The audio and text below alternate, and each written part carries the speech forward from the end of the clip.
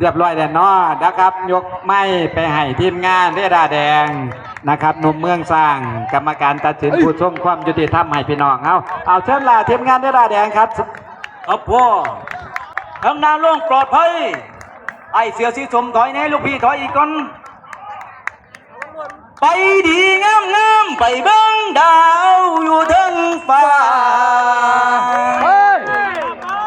ตามสอนไป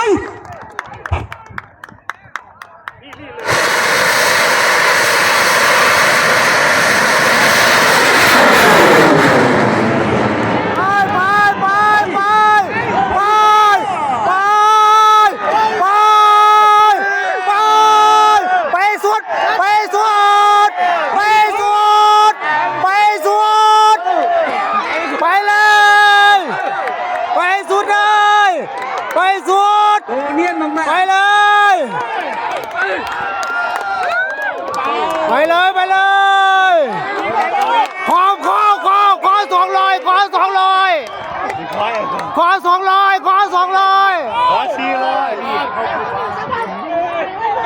ไปเลยหัวถึงมีขาวเด้อทางหัวถึงมีขาวลากลูกลางฟ้าโอ้ยขอไปขอโจไปขอสูงไป